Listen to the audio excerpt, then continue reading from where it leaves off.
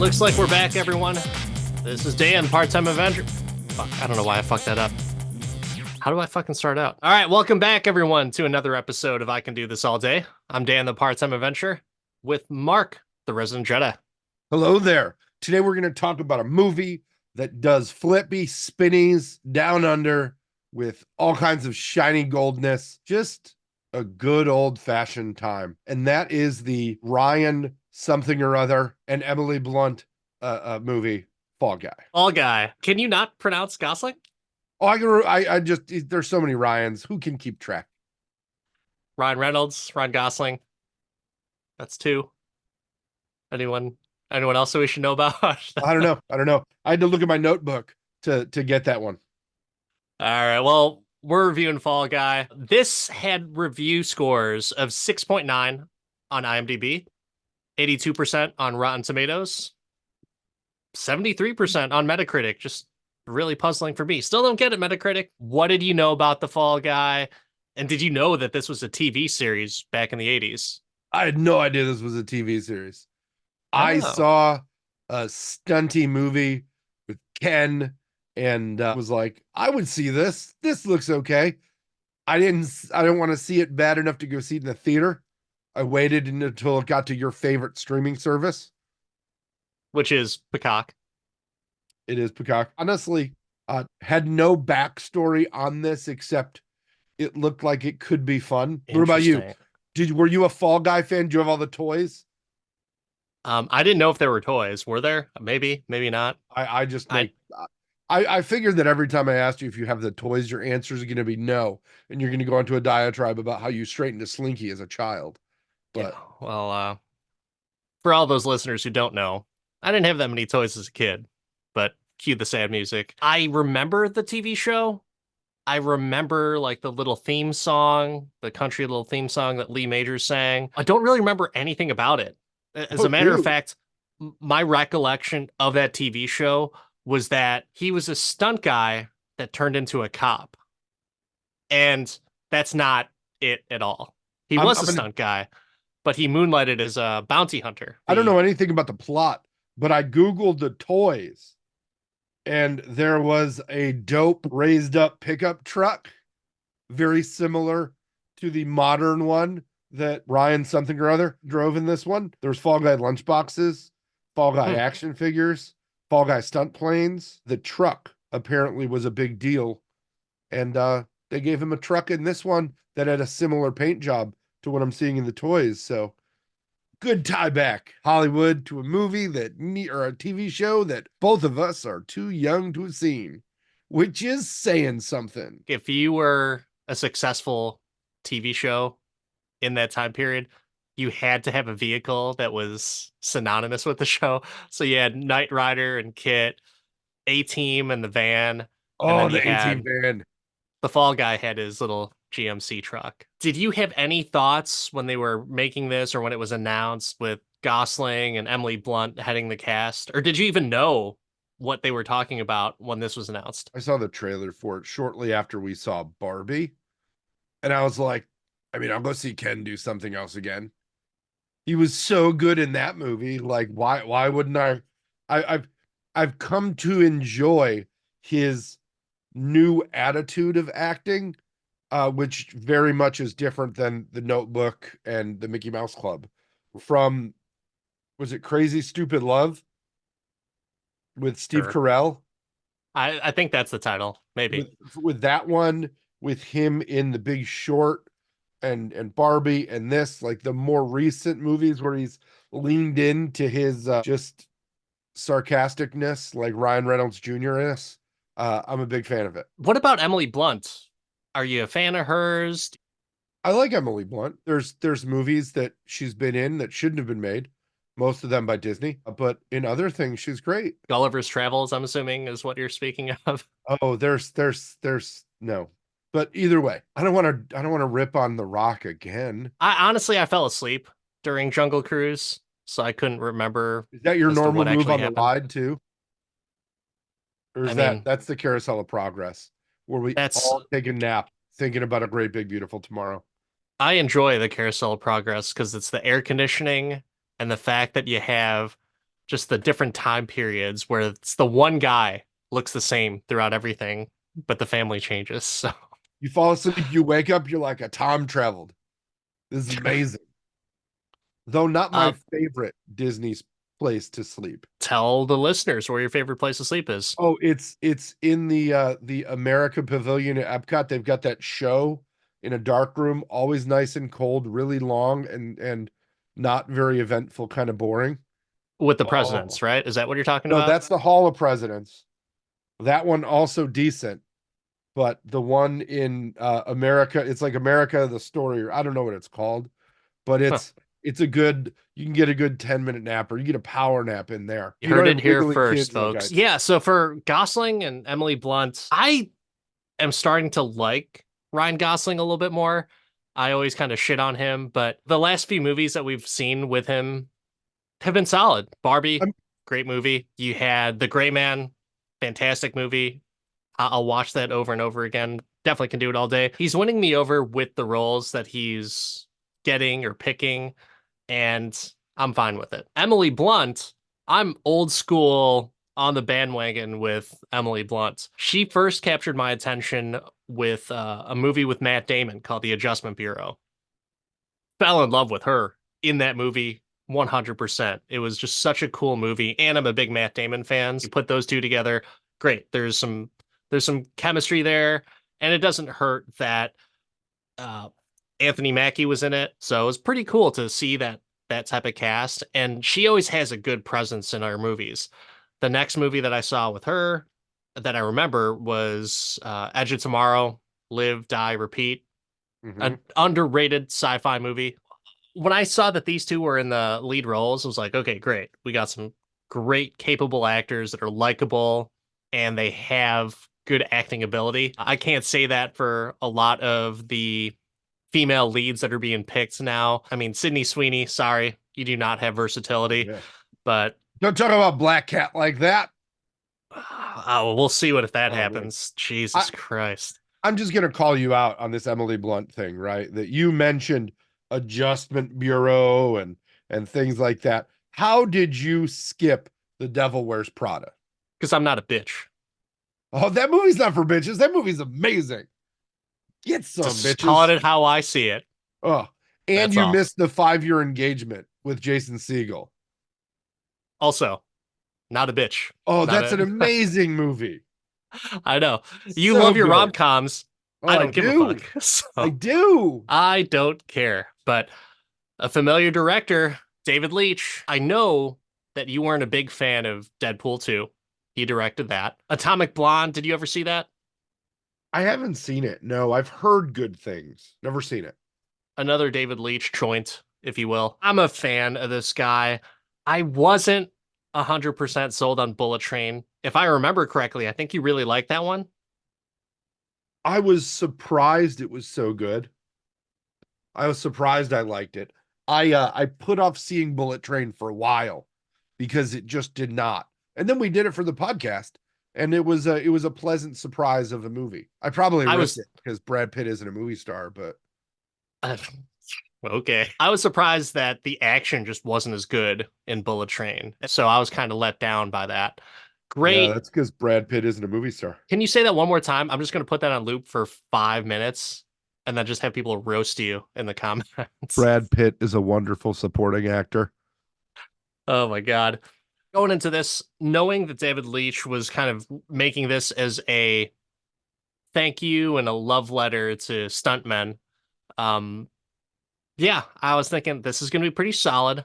I was a little bit skeptical because I'm still not 100% sold on Gosling, but I am starting to like him more. I had some trepidation going into this.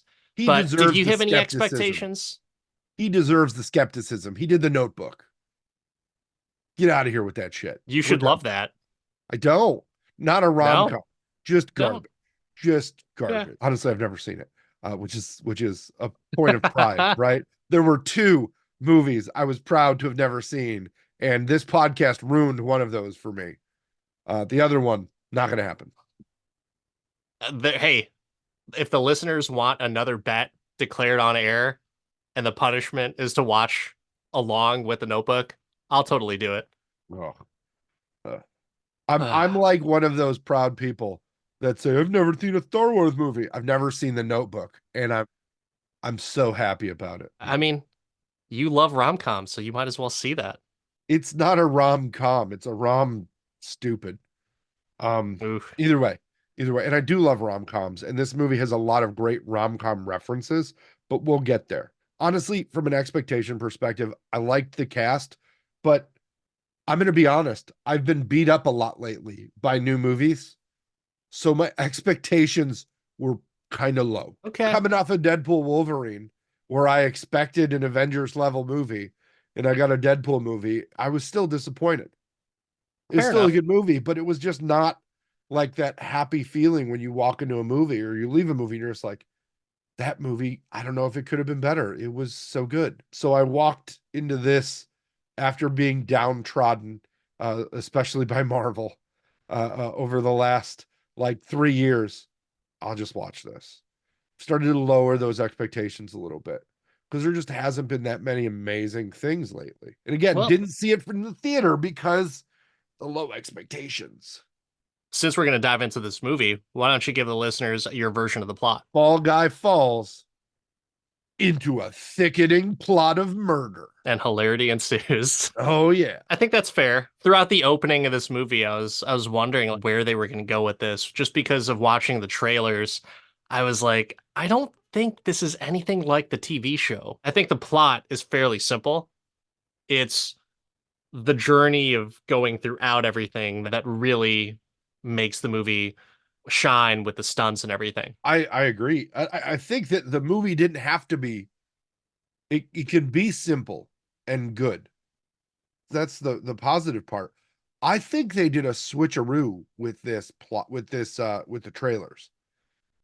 From seeing the trailers in theaters, I thought he was gonna like stand in and the main actor got murdered and he was coming in to take his place in the movie or something. Mm. I thought it was gonna be kind of like a date night thing where they go together through this whole thing and they're wrapped up in a plot and they don't know it. And it's, Ryan Gosling instead of Steve Carell, but it wasn't. And that was good. This is the first time I know I've seen at least two trailers for a movie and it wasn't like, look, you understand what the movie is. You want to see more of this, just come see it. They gave you a little bit of misdirection, and I enjoyed that. Okay. Did you get that, or is it just my own ridiculous brain? I think it was just you. I think I'm pretty sure that they were pretty straightforward with everything. Like it's stunts. It's the Fall Guy. A lot of stunts. The big thing for me was trying to make some parallels to the TV show. Luckily, I wasn't a big fan of the TV show. I only watched a little bit of it. Obviously, I didn't remember a whole lot of it. So I wasn't really hung up on it. But at the same time, I love the modern direction that they were taking this. I don't need to see a bunch of retro references at the same time. They did that while putting a modern twist. Perfect example, his Miami Vice stunt team jacket. Oh, it's dope. You were thinking like, oh, he was on the TV show? Like that doesn't make any sense whatsoever. But it was was it Universal Studios stunt show Stunt that he show, was in? man. That's Yeah, what it was. Are you into stunts? Are you wowed by stunts? And do you appreciate stunts? I think that CGI has made us appreciate stunts less and less. Um, I appreciate practical effects in a big way. I don't know that I'm the best at discerning the difference between something that's overly CGI'd and something that's stunted and fully choreographed. I do think that there are movies where you're just like, this choreography is terrible. So I appreciate good stunt work because it doesn't stick out to me, like in the 90s when they didn't have CGI, pre Jurassic Park, where like they did the movies, what's that movie where Wesley Snipes jumps out of an airplane and does all Is the that Passenger skydiving 57? stuff? No, no. He's on the airplane in Passenger 57. Terminal Velocity is the one where he does a bunch of airplane jumps, Is right? that They're with doing Charlie Sheen? no, I thought that was Wesley Snipes. Google that shit because I I'm want to doing it. say that's Charlie Sheen. It is Charlie Sheen. What's the Wesley Yeah, Snipes one? Wesley Snipes, Charlie Sheen, easily Yeah, no, confused. both of them big at the time. Yeah. No, I what think is there's a another big difference between the two. I can't quite put my finger on it, but I'm pretty you sure know, there's something different. I Drop Zone is the Wesley Snipes one I'm Drops. thinking. Okay. But I mean, honestly, a great example of how skydiving and falling from the sky was a big deal because they could make a big stunt thing out of it. I want to go into the supporting cast and kind of just talk about their scenes, what they add to the table, and just our either appreciation or dislike for them. First up is Aaron Taylor Johnson as Tom Ryder. So he's the famous action film stars. I had to look up who Aaron Taylor Johnson was. Get the fuck Not a out of here. James no, Bond? Probably. not yet, baby. Yeah, probably. Not yet. He was in a Kingsman movie. He's gonna be Craven the Hunter, but I really like not a not somebody that I'm terribly familiar with. I've seen more of Wow. Amy Jo Johnson than Aaron Taylor Johnson. Huh. And you really liked Bullet Train, huh? Are you sure Uh, you saw that movie? I did, but it I wasn't guess you like didn't. I need to remember that actor's name. He was the main character in that movie. I thought Brad So Pitt was the main character in that movie. it's an ensemble cast, but he's like second build, I think. Aaron Quite Taylor more than Johnson, enough. Kick Ass, Bullet Train, Tenet, Kick Ass 2. I can't remember, like, there's a few other ones that I really Three out of liked those him in, four but movies I haven't seen. You're doing a really good job today. yeah, but at least I watched the movies and I remember the actors in them. So, but yeah, Aaron Taylor Johnson, just a big piece of shit in this movie. And he plays a piece of shit so well. He pulls off the little McConaughey accent, and you just can't help but not like this guy. He is a drugged up Hollywood actor that is just a big piece of shit. And Agreed. I'm down for it because you need to have someone that you don't like. And he can do that. He has the versatility to play like someone who's nerdy, like kick ass. He could play cool, slick, and suave, just like in Bullet Train, or he could play Hollywood douchebag. I liked his performance. Definitely versatile. What about your favorite from Ted Lasso, Hannah Waddingham? I love me some Hannah Waddingham. I didn't know she was going to be in this movie, and I was stoked. I was like, yes, she should get work all the time. She's amazing. And who knew she did stunts? Did it seem like she was a lot shorter or smaller in this movie? I'm sure in Lasso, she wore big heels and they purposely made her taller. It was part of her character. Yeah, she's like so imposing in Yeah. Ted Lasso. And in Well, this, she's still imposing, like in terms of the personality, but in terms of physical stature, she's like a normal person. She blends right in. I always expect her to be that really overpowering presence. I mean, she was in that piece of garbage we watched for last Halloween, Hocus Pocus 2. So I don't know. I I think don't know. that I we've just learned that Ryan Gosling is much bigger than Jason Sudeikis. what else did you think about her? Like I almost didn't recognize her in this movie with the brown hair and the glasses. It's like And the Superman exact all over same again. voice and accent that she had in Ted Lasso. Like they didn't have her change her speaking voice or anything like that. It just went with Emily Blunt. It all rolled together. Honestly, I loved that about this, that nobody had to, other than your boy ATJ, nobody had to do any weird accents or anything like that. It was just straight up. I like Hannah Waddingham. I like Emily Blunt, not against the accent part of it. But yeah, I don't know how you didn't recognize her because I wasn't even looking at the screen when she talked for the first time, and I was like, "What?" Yeah, it's the Clark Kent syndrome. Just didn't recognize her with glasses and dark hair. The Clark Kent syndrome. I love it. I love it. You know who I had to double take on that was part of this cast that I was stoked that it was him was Winston Duke. I was like, Zenun Baku. Yeah, it is. Let's go. He was my favorite character out of the entire movie. He was the best.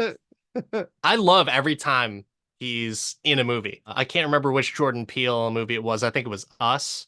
He was awesome in that, It and was us. loved him in the Black Panther movies. Not necessarily Black Panther Wakanda, the movie itself, but him, awesome.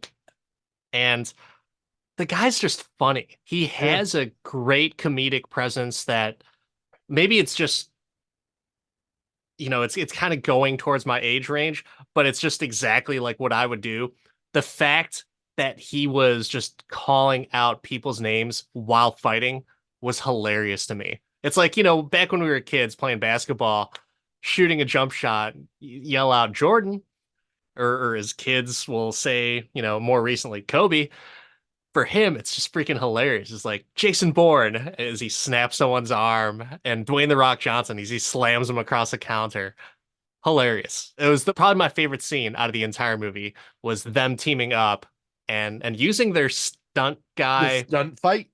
Yeah, it was awesome. It was It really, was. really good. It was by far the most engaging third act action scene that I've seen in a minute. More so than the other third act action scenes I in this I movie. thought this was more engaging than the Deadpool one because you kind of got a lot of them fighting, and it kind of that joke went on and on. Where this they had like two different things going on. Maybe it was just my ADD, but it was just like, oh, there's two different. This is just I liked it. I liked it a lot. Again, my expectations were super low. It was great. Do you buy the whole stuntmen with all their knowledge and experience in movies? Is that translatable to real life fights? I don't care. I will believe it for this movie. I would guess that they probably could do some damage. I think it works for this movie. Do I believe it? Mm, there's a lot of stunt people that are like legitimate martial artists that can kick people's asses, Yeah. but with guns, knives, swords, that's where I'm just like, I know this is a movie and I'm going to have fun with this. And this is the reasoning as to why I'm going to enjoy it. I'm not going to nitpick it.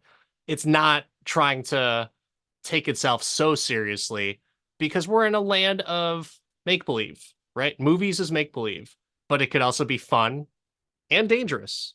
So you kind of tie all that together.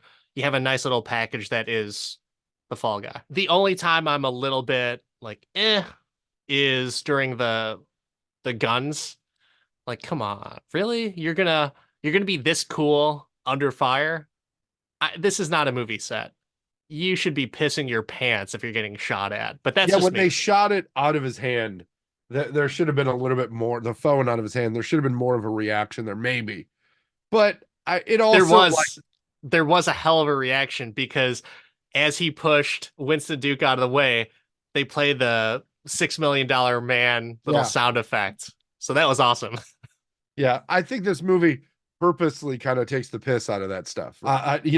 There's that scene where he falls through all those glass doors and stuff, doing that ninja fight with the actress with the sword, but it's a stunt sword, and he just starts shaking glass out of his hood. And it could have just been like one thing, but they just kept it going and kept it going. It was like 5 windows worth of glass in his hood. I just thought that was hilarious. This movie did not take itself very seriously, and it's about time that an action movie didn't take itself too seriously. There's a lot of fun spots like that. Little things that if you don't pay attention to it, or even if you are, it's like, oh my God, yeah, he's shaking his hood like at least 4 times and It's glass great. just It's so pours funny. out. It's so funny. That's such a throwback joke. That's like such an 80s, late 70s joke where you just pull the string on it.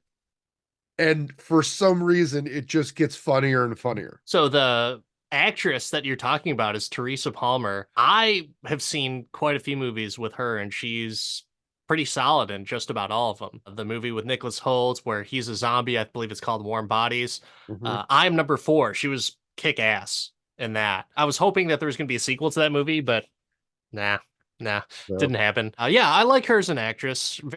But kind of going back to Winston Duke, I loved him and Cole, Ryan Gosling's characters, just banter back and forth. And it just seemed like that's how I would talk to my friends. Like drop random movie quotes He did the Rocky quote, Fast and the Furious. I was loving it. I was eating it all up. I was like, yes, that's the reason why this guy is just hilarious and why he's my favorite character is because he likes to do the stuff that I do. I'm not gonna lie, when they did that, when they did the Rocky quote, I was like, are they quoting Rocky?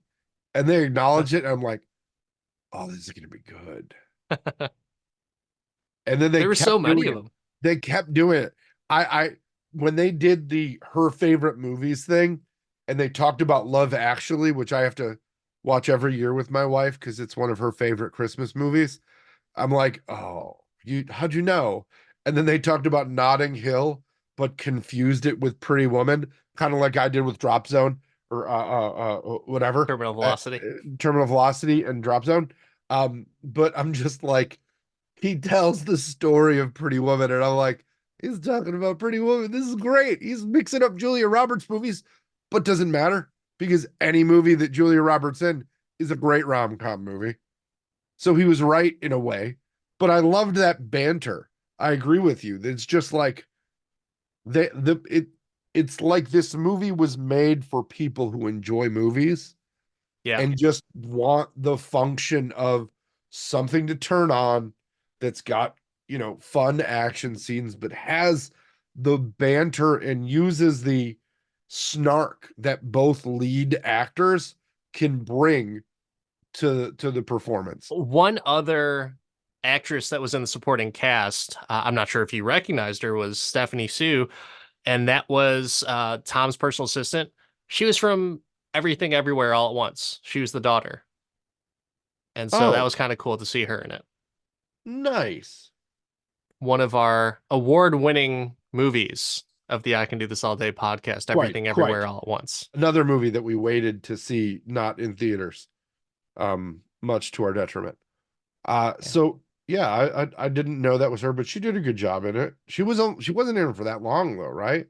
No, it was cool to see her in it, and she was such a smart person in that, and her Mhm. delivery was solid. So I was just like super excited, like yes, all right, so she's got another movie role, fantastic. Hopefully that continues on. I love it. But any other notable stunts that kind of stuck out to you? I thought the stunts, as they called them out, were great. The last sequence with the cars driving and them flipping all three of those Mercedes is on the fly. It's funny that they made the stunt show, the Miami Vice stunt show reference because it really did feel at some points like the last sequence of this movie was like a stunt show. Uh, Oh yeah, and that I like loved it. It was great. It just fit though. It fit into the movie, and that's the thing about this movie that I thought was really good is it fits the theme in a way that you don't expect things to fit the theme. And there's other parts of the movie that you don't expect them like you don't expect certain things in an action movie. Like a split screen movie where one, they're talking about it the whole time, which is hilarious. But then they're also giving exposition on the backstory, and it's just like good dialogue that makes the story richer. I don't remember the last time there was rich dialogue and rich context in a movie with this much action, especially considering all the things that we've watched lately. So wait, so you thought the story was rich? I thought that they gave motivation to everything. They built it out. They had good exposition. So Like, the only motivation for Cole is to be connected to Jody. That's all that the motivation was for that split screen yeah, conversation. but it She, fit so perfect. It fits so perfect. yeah, but it doesn't make the story rich. But they talked through it. They did a bunch of foreshadowing in it. I thought it was really good. That's all I'm gonna say. It What made type of them. It made it. foreshadowing, though? But it made it you understand why they worked so well together, why they were such a strong couple, how they just were sliding back into not only just like liking it from an attraction perspective, but that their minds worked well together, working out problems and solving something and being able to talk about their passion. That's what I It's got from it. it's funny that you pick up on that because that doesn't drive the story It whatsoever. doesn't drive the story, but it makes the characters with have more depth, in my opinion. I guess depth is something I don't necessarily care about You're not very for deep. It's that. okay. No, no. I understand plot points of a story. Mm, You are like, I love this little scene of the split screen. There's so it makes the story so rich.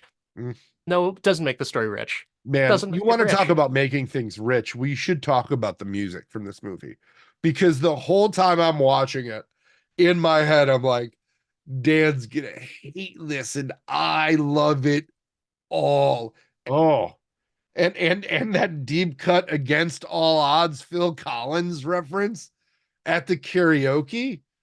Oh, I want to know what the original karaoke song was before Phil Collins. Side note, karaoke, yay or nay? I used to be nay. I can't say I am a yay because I haven't done it in years, but I would love to do it now. Next time I'm back in the Chicagoland area, we should hit up a karaoke bar, get a few Do you people. have a go-to karaoke song? I don't. That's my Oh, problem. you got to find that go-to karaoke song. There's songs that I know really well, but then there's the questioning of like, do I really want to sing this at karaoke? So No, you I need don't a know. song. You need a song that the people will enjoy. That's what karaoke is. It's about doing it for the people, Tan. Hmm. That's why my So go-to karaoke song is "Friends in Low Places," unless I'm in the state of Minnesota. yeah, I don't care about country, so Mm. I'll go to the bathroom when you sing that song.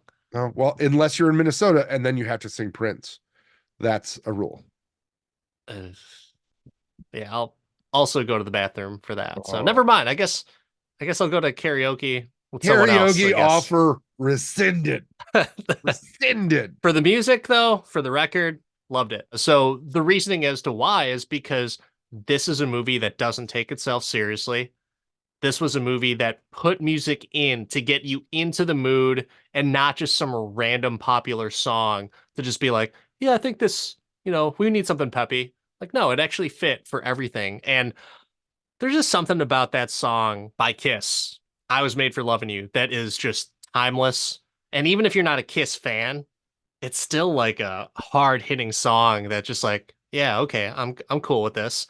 And the fact that they built the score around that song was pretty sweet. I was down for it. I love The Darkness and I Believe in a Thing Called Love, one of my favorite songs in college.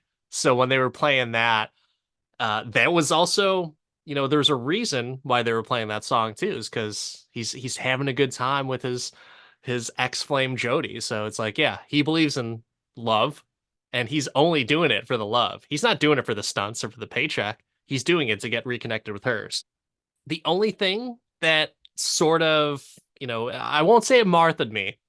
It was there for comedic purposes, but the Christina Aguilera Genie in a Bottle at karaoke, I was like, yeah, they're just doing this to make us laugh. Like, okay, I fine. was so worried you were gonna dog the Taylor Swift song scene, which I thought was marvelous.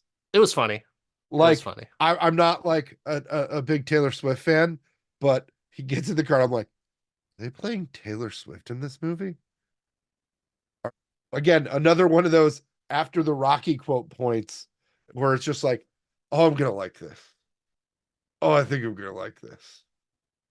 I liked it that he was actually crying in the car and then she Oh yeah. knocks on the door. His acting at that point was good because he's like, fuck, I'm caught right now. Like, I guess I'm going to turn the music down.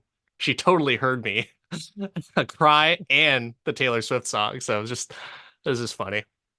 He plays a good, goofy guy. Yeah, that's Like what I'm saying. Like his more recent movies, those few that I talked about, like just have ramped him to a different level where he like knows himself and has started to select the roles that put him in the best position to one, probably make a considerable paycheck and just like have fun. I and that's think what at this movie least. was. It was just fun. Yeah. So I got a question for you.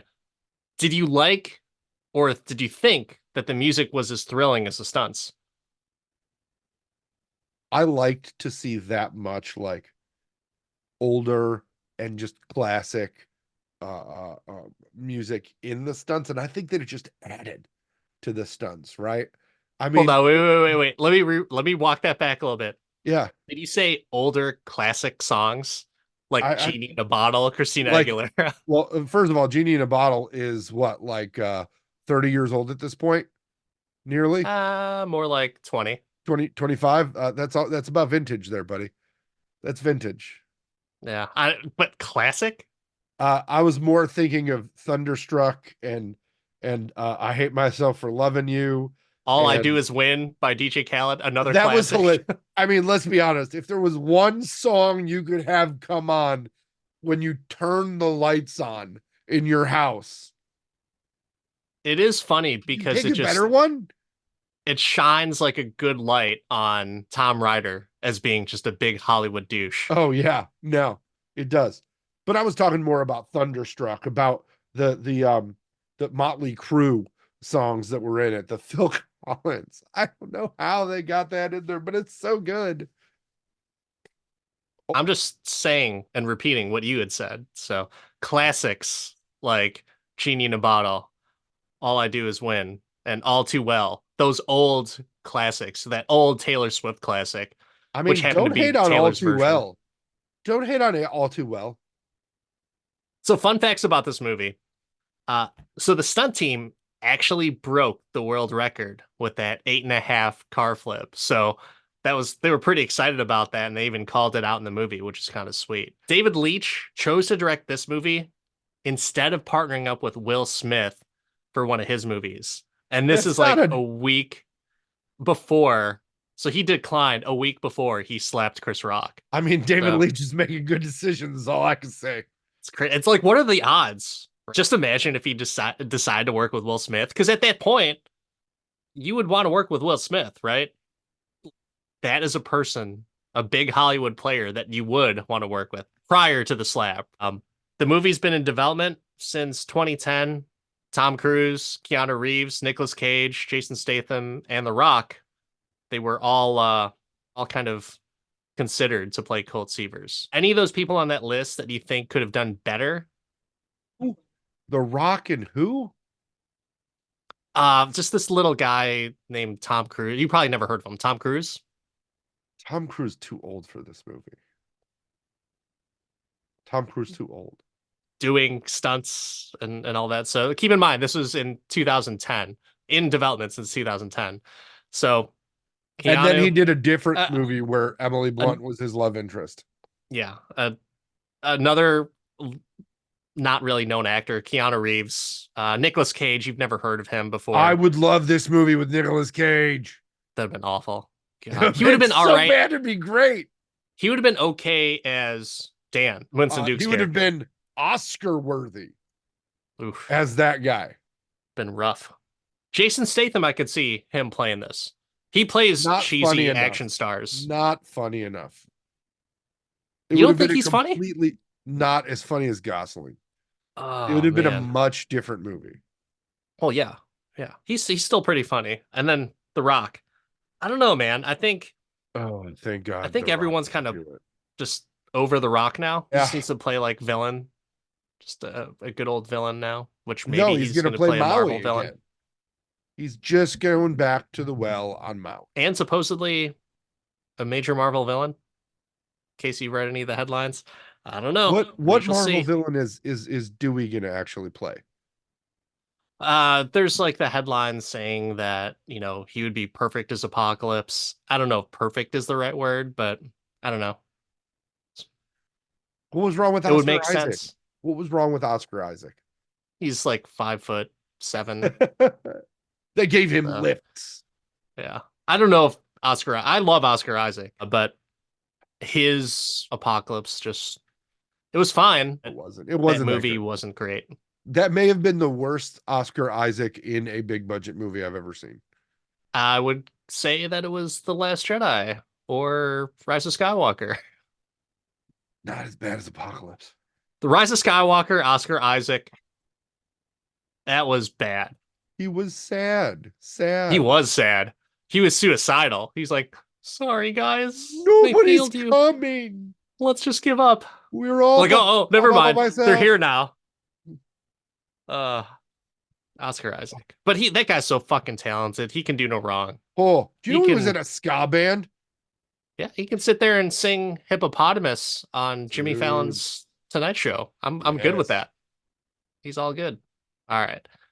When it comes to the Fall Guy, Mark, can you do this all day? I was not expecting to enjoy this movie. Talked about how I came into it with low expectations. And honestly, started watching it as a like I'll turn it on and also do some other stuff and got pulled into it. The opening sequence with the voiceover got me, the references and the jokes got me, and it pulled me in. So I can honestly say yes, I can do this movie all day. And I'm going to sit back down and watch the extended version probably in the next week. But Deal. it's not all about me, Dan. It's also about you. Can you do this movie all day? This one is an easy yes for me. I can do this all day. I love stunts. I love action, but I also love the humor thrown in with this. And it's mixed very, very well. I wouldn't say that it's a rich story like you would, because it's not. It's not a rich story. Because It's you're a rich in hater. action, it's rich in humor, but I wouldn't say that there's like a huge, huge, intricate plot. I did like the fact that they tried to throw in like a few M. Night Shyamalans in there and, had some twists, with Tom Ryder being the guy who killed his own stunt guy. Yeah. I thought it was just going to be like, oh, he's in some deep shit and Cole Seavers just has to cover for his ass. So I did appreciate that. And the acting is just really well done from the supporting cast. I won't say that Ryan Gosling's acting is great. It's good. I find it entertaining, very funny, but I would say Aaron Taylor Johnson is far superior in his acting and his versatility in this movie. Same thing with Winston Duke. I would say that he just has like a different type of persona that he's able to play. Like, okay, he's the head of the stunt team. He has to kind of keep the shit together, but also he's a buddy. So you got that buddy cop dynamic too. So I'm all good with that. Emily Blunt, she can do no wrong. And I did think that it was a little bit ridiculous for like the romance plot points. And maybe that's in the extended cut. So it might be a little bit more drawn out, which you might love even more. Either way, found the entire movie entertaining. I loved the stunt reel at the end of the movie. And then, of course, the mid-credit scene with bringing back Lee Majors and, oh my gosh, I can't remember the actress's name who's from the original show, but they brought her back as the cops at the end. And Tom Ryder, Aaron Taylor Johnson's character, just gets blown the fuck up. So kind of funny. The movie doesn't take itself so serious, and I appreciate that. And it worked well. Music was great. Everything was great. I can do this all day. Not a question. Love it. Was I the only one that was surprised Lee Majors was still alive? I was wondering what type of Easter egg that he would have for him, because I didn't know he was going to make a cameo. It's cool to see him. $6 million man, Cole Lee Seavers. Majors. He was the man. But that's it for this episode, everyone. I hope you enjoyed it. In case you have not seen The Fall Guy yet, I don't know why you're still listening to this review, but go watch it on Peacock. Yep, that's the way you say the streaming service. I didn't name it. NBC did. But streaming on Peacock. Until next time, I'm Dan the Part-Time Avenger. That's Mark the Resident Jedi.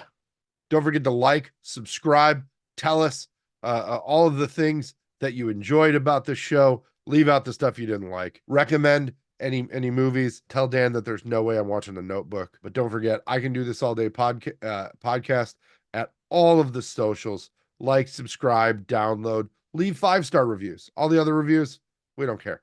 5 stars, you do it. But from us to you, thumbs up. We'll see you next time.